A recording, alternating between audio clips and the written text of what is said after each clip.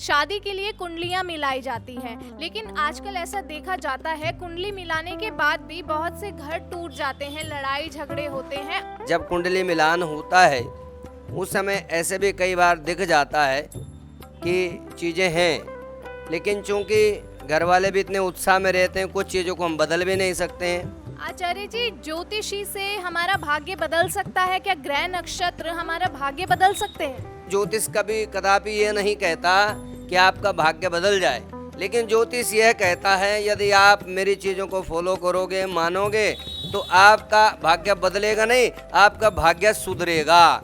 तो ज्योतिषी में योग का क्या महत्व है? क्या योग किसी को धनवान बना सकते हैं? क्या योग किसी को निर्धन बना सकते हैं? और कहते हैं कि मंदिर में भोग, अस्पताल में रोग, और कुंडली में जो योग है उसका महत्व जीवन में बहुत बड़ा माना जाता है। योग बहुत सारे योग होते हैं, सस योग होता है, हंस योग होता है, मालव्य योग होता है, माला योग होता है, रोचक योग होता है, कई सारे योग होते हैं जो निश्चित रूप से आपको महान से महान पावरफुल पर्सन बना देते हैं। ऐसे भी योग होते हैं आप निर्धन बन जाते हो, ऐसे भी योग होते हैं आप रोगवान बन जाते हो। नमस्कार, मैं हूं आकांक्षा चौहान और आप देख रहे हैं द न्यूज़ वाला नेटवर्क। आज हमारे साथ फिर से जुड़ चुके हैं प्राचीन हनुमान मंदिर के श्री महंत आचार्य रजनीश शास्त्री जी। आचार्य जी, सबसे पहले तो स्वागत है आपका द न्यूज़ वाला नेटवर्क। जी धन्यवाद आकांक्षा जी, और द न्यूज़ वाला के सभी दर्शक जो सभी हमें देख पा रहे हैं, सभी को जय सीताराम, जय सीताराम। आचार्य जी, आज मैं आपसे कुछ अलग सवाल लेकर पहुंची हूं। आप जैसे ज्योतिष आचार्य भी हैं और भविष्य वक्ता भी हैं, तो मेरा सवाल आपसे ये है कि ज्योतिषी आखिर है क्या?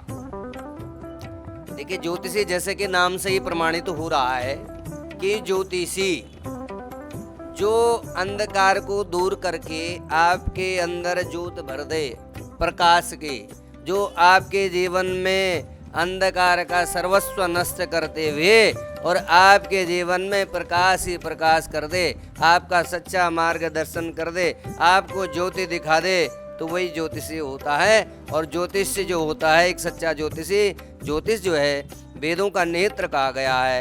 एक अच्छा ज्योतिषी बनने के लिए एक आपको देवज्ञ भी होना चाहिए, आपको देव की स्तुति करने वाला भी होना चाहिए, एक सच्चा उपासक होना भी परम आवश्यक है। केवल पढ़ने मात्र से आप ज्योतिषी नहीं हो सकते, आपको उपासना, आराधना, साधना करनी परम आवश्यक है। जब आप इन सब चीज़ों में परिपूर्ण हो जाते हैं तब आप एक अच्छे ज्योतिषी बनते हैं। आचार्य जी, ज्योतिषी से हमारा भाग्य बदल सकता है क्या? ग्रह नक्षत्र हमारा भाग्य बदल सकते हैं? निश्चित रूप से ज्योतिष कभी कदापि ये नहीं कहता कि आपका भाग्य बदल जाए, लेकिन ज्योतिष यह कहता है यदि आप मेरी चीज़ों को फॉलो करोगे, मानोगे, तो आपका भाग्य बदलेगा नहीं, आपका भाग्य सुधरेगा। जहाँ भाग्य में रुकावट आ रहे हैं, कारोबार में, क्षेत्र में आपको परेशानियां महसूस हो रही है, आपको जीवन जीने में कहीं न कहीं बहुत सारा स्ट्रगल करना पड़ता है, वहीं यदि आपके पास एक अच्छा ज्योतिषी है, आपके पास ऐसे मार्गदर्शक है, आपके पास ऐसा गुरु है जो आपके जीवन में जहाँ आप कमियाँ कर रहे हैं, ज्योतिषी का ऐसा नहीं है कि कोई चमत्कार करके आपको दिखा देगा। सच्चा ज्योतिषी वो है जो आपको आपकी कमियों से अवगत कराएगा।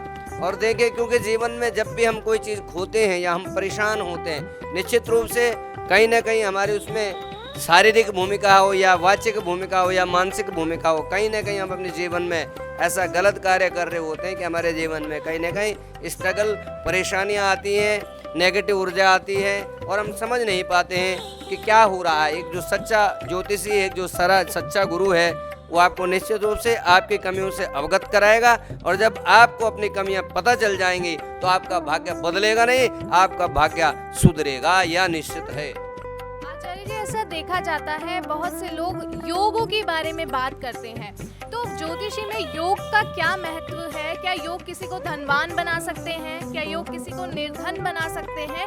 या योग का जो ये मैटर है पूरा योग का, तो वो क्या आखिर क्या है? जैसे चांडाल योग हम सुनते हैं, सर्प योग हम सुनते हैं, तो ये आखिर है क्या? देखिए, जैसे कि नाम से विदित है, कई बार हम लोग उसको गलत उसमें ले जाते हैं। जैसा काल सर्प योग बताया जाता है, उसके डेफिनेशन को लोग समझ नहीं पाते, उसको गलत रूप में लेके जाते हैं। देखिए, जैसे आपने भी चंडाल योग की बात की, और कहते हैं कि मंदिर में भोग, अस्पताल में रोग, और एक कुंडली में जो योग है उसका महत्व जीवन में बहुत बड़ा माना जाता है।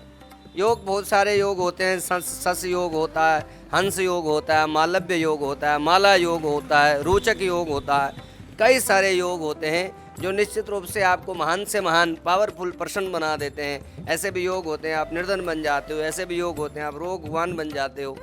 तो योगों का बड़ा महत्व है। और जहाँ पर आपने कहा कि चंडाल योग तो कुछ हमारा प्रारब्ध, कुछ हमारे जो कर्म होते हैं, कई बार हम लोग नहीं समझ पाते। जैसे हम कहते हैं भाई पितृ क्या चीज़ है, हम कहते हैं भाई पितृ। देखिए जिस प्रकार से जीवन में हमारे माता पिता, उनके माता पिता द्वारा जब अच्छे कर्म किए जाते हैं, उन्हें अच्छी संतति प्राप्त होती है, वो लोग भी अच्छा कर्म करते हैं, वो जो पुण्य फल है वो हमारे बच्चों को भी प्राप्त होता है। आप परिवार में 2 लोग अच्छा काम कर रहे हैं लेकिन आपके बड़े गलत कर रहे हैं या आपके छोटे गलत कर रहे हैं, तो आप भी उनमें इन्वॉल्व हो जाते हो, यानी आपका किया हुआ वो भी खराब हो जाता है पुण्य कर्म। तो जो हमारा डीएनए है, जहाँ से हम जुड़े हुए हैं, हमारे पितृ से लेकर हमारे भाई बंधु से लेकर के, वो जब सब अच्छे कार्यों के ओर इन्वॉल्व होते हैं तो निश्चित रूप से आपका भाग्य सुधरता है। चंडाल योग जैसे बृहस्पति के साथ जब राहु आ जाता है, और राहु जो है, बृहस्पति जो है वो देव ग्रह है, और राहु जो है अंधकार है, धुआं है, तो चंडाल योग होता है। शनि के साथ जब चंद्रमा होता है वो शापित योग होता है, राहु हो जाता है, ये निर्धन योग होता है। तो ऐसे बहुत सारे योग ज्योतिष में माने जाते हैं और उन सब के उपाय भी हैं। जैसे काल सर्प योग आ गया, काल सर्प योग जैसे सुनने मात्र से हमें लगता है कितना भयानक है, लेकिन ऐसा नहीं है, डरावना नहीं है। काल से मतलब होता है समय, काल ज्योतिष में काल गणना, काल समय को कहा जाता है, और काल ही मृत्यु रूपी भी काल है। जब आपका समय खराब होता है तो वह जो समय है, आपको कोई ऐसी संभावना, आपका सम्मान खराब होना, आपको रोग मिल जाना, तो मृत्यु व्यक्ति के जीवन में एक बार नहीं होती है, ऐसे बहुत सारे बार वो मृत्यु का सामना करता है। उसका जब जीवन में अपमान हो, जीवन में जब वो दरिद्र बन जाए, जीवन में जब वो रोग उसको ग्रसित कर ले, तो ये ऐसे सारे योग हैं, लेकिन उनके उपाय भी ज्योतिष में हैं। और जो लोग उनका उपाय विधिवत करते हैं, भगवान को साक्षी मान करके करते हैं, तो कितने भी गलत योग हों वो योग आपके लिए सुयोग बन जाते हैं। आचार्य जी, एक सवाल मेरा ये है कि बहुत सी बार ऐसा देखा जाता है, जो ज्योतिष आचार्य होते हैं वो बताते हैं कि इस टाइम पर ये योग चलने वाला है या ये योग आने वाला है, तो सबकी कुंडली में अलग अलग योग होते हैं या कोई योग ऐसा भी होता है जो पूरे ऑल ओवर एक ही योग सबके लिए हो जाता है? नहीं, ऐसा नहीं होता है कि बहुत सारे योग ऐसे होते हैं। जब आपका जन्म हुआ है उस समय ग्रह नक्षत्रों की क्या दशा थी, आपसे ग्रह नक्षत्रों की क्या दूरी थी, तो ऐसे बहुत सारे योग हैं। एक पल का भी, एक क्षण का भी अलग अलग प्रभाव सभी के लिए होता है।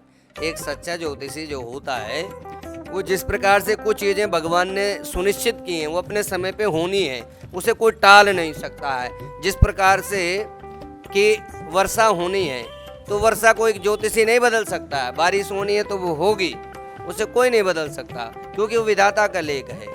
लेकिन एक सच्चा ज्योतिषी जब हमारे पास एक मार्गदर्शक के रूप में, गुरु के रूप में, तो जब हमें पता लग रहा है कि वर्षा आने वाली है 1 घंटे बाद, 2 घंटे बाद, तो जब हम घर से निकलते हैं बरसाते लेकर के, छाता लेकर के, कुछ इस तरह की चीज़ें लेकर हम चलते हैं कि बारिश तो होती है, आप भीगते भी हैं, लेकिन इतना नहीं भीगते कि आपको रोग हो जाए, क्योंकि आपके ऊपर छाता है, आपके ऊपर बरसाती है, आप पैरों से भीग जाएंगे, छींटे से भीग जाएंगे, लेकिन पूरी तरह से नहीं भीगते। इसी प्रकार से ऐसे बहुत सारे योग हैं जिनसे आपका बचाव भी होता है, आपका भाग्य भी सुधरता है, बदलता है निश्चित रूप से। तो योग अलग अलग प्रभाव अलग अलग समय पे सबके लिए अलग अलग रूप से बताए जाते हैं।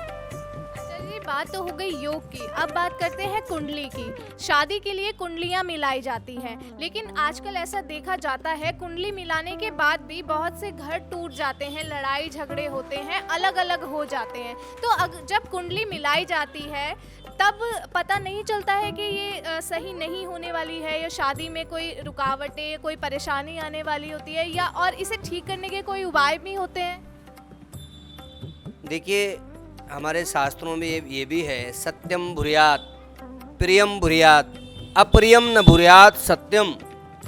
सत्य बोलना चाहिए, प्रिय बोलना चाहिए, लेकिन ऐसा सत्य जो अप्रिय है ऐसा भी नहीं बोलना चाहिए। तो कुछ चीज़ें ऐसी होती हैं जब कुंडली मिलान होता है उस समय ऐसे भी कई बार दिख जाता है कि चीज़ें हैं, लेकिन चूंकि घर वाले भी इतने उत्साह में रहते हैं, कुछ चीज़ों को हम बदल भी नहीं सकते हैं, तो वो चीज़ें बता दी जाती हैं। लेकिन बहुत बार ऐसा होता है कि जब आप एक अच्छे योग्य आचार्य से आपने कुंडली का मिलान भी करा दिया, आप उस बात को नहीं मान रहे, आपका मुहूर्त का क्या समय बताया गया उसको फॉलो नहीं कर रहे हैं, जो काम जिस मुहूर्त में होना चाहिए उसको नहीं कर पा रहे हैं, तो बहुत सारी चीज़ें होती हैं। केवल गुण दोष देख करके मिलान नहीं किया जा सकता, वो एक परिपाटी है, उस परिपाटी को मानना पड़ता है, माता पिता को भी मानना पड़ता है, वर कन्या दोनों पक्षों को मानना पड़ता है। मुझे लगता है कहीं ना कहीं हम पूछने का भी ढोंग करते हैं लेकिन उसे फॉलो नहीं कर पाते। यदि हम पूरी तरह से उसको फॉलो करें, यदि हम माने, तो ज्योतिष 100% बिल्कुल आपको रिजल्ट देगा। आपके जीवन में ऐसी घटनाएं कदापि नहीं होंगी। आचार्य जी, एक आखिरी सवाल मेरा आपसे ये है कि जब आप कुंडली देखते हैं किसी की, तो उसमें पता चल जाता है कि उस इंसान की मृत्यु कब होने वाली है? देखिए, कुछ चीज़ें ज्योतिषी में ऐसे होते हैं, उसमें आदमी का करैक्टर से लेकर के मृत्यु को लेकर के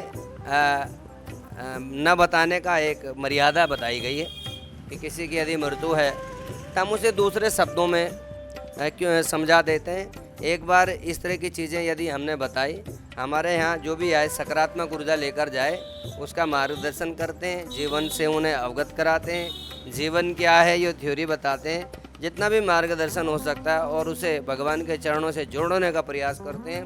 कदापि मृत्यु का भय दिखा करके, रोग का भय दिखा करके हम डराने का कार्य नहीं करते हैं। हम उसके भाग्य को सुधारने के लिए प्रयासरत रहते हैं, और मृत्यु हम सबका अंतिम लक्ष्य तो मृत्यु को ही प्राप्त करना है। और मृत्यु को यदि बता दिया जाए तो निश्चित रूप से कहीं ना कहीं वो जो सज्जन हमारे पास आए हैं, पूछने आए हैं, वो कहीं ना कहीं यदि उनको जीवन 10 साल जीना है तो वो उनकी आयु भी कम हो जाएगी। तो इसलिए जो है हम कभी भी, क्योंकि अच्छा वैद्य जो होता है, अच्छा डॉक्टर जो होता है, वो केवल अपने बातों से, अपने उत्साह से, अपने सकारात्मक ऊर्जा से पेशेंट को, मरीज को ठीक कर देता है। उसी प्रकार से हमारा भी कार्य, एक अच्छा ज्योतिषी जब आपका मार्गदर्शन करता है, आपको कोई भय नहीं रखता, आपको निर्भय बना देता है। आचार्य जी, ज्योतिषी में मृत्यु से बचने के कोई उपाय आप बताते हैं लोगों को? अगर आपको पता चल जाता है कि इस इंसान की मृत्यु होने वाली है, तो आप कुछ उपाय उन्हें बताएं, ज्योतिषी कैसे कारगर है? बिल्कुल बिल्कुल, निश्चित रूप से यह एक रिसर्च भी किया गया, पेशेंट पर किया गया, कोरोना के समय पर किया गया। ऐसे बहुत सारी बड़ी बड़ी रिसर्च टीमों ने किया कि जिन पेशेंट के लिए महामृत्युंजय का जाप हो रहा था, वो निश्चित रूप से वो मरीज ठीक हुए, वो पेशेंट ठीक हुए। तो महामृत्युंजय एक ऐसा अमोघ बाण है कि जिससे निश्चित रूप से जो किसी के मृत्यु का योग बना है, तो मृत्यु जैसा योग भी भगवान शिव की उपासना से, आराधना से, मृत संजीवनी जैसा मंत्र अमोघ मंत्र है, जो व्यक्ति की आयु आरोग्यता देता है, उसे शतायु बनाता है, दीर्घायु बनाता है। तो ऐसे बहुत सारे उपाय ज्योतिषी के अंदर हैं जो मृत्यु जैसी चीज़ों को भी बदलने का मादा रखता है। धन्यवाद आचार्य जी। मुझे लगता है आम लोगों को जो भी सवाल होते हैं, जो भी कंफ्यूजन होती है ज्योतिषी को लेकर, कुंडली को लेकर, योगों को लेकर, उन सब के जवाब उनको मिल चुके हैं। और हम फिर आपके साथ जुड़ेंगे किसी और विषय को लेकर। और इस वीडियो के बारे में आप क्या सोचते हैं, हमें कमेंट बॉक्स में ज़रूर बताते रहें और देखते रहें द न्यूज़ वाला नेटवर्क। धन्यवाद। सीताराम सीताराम।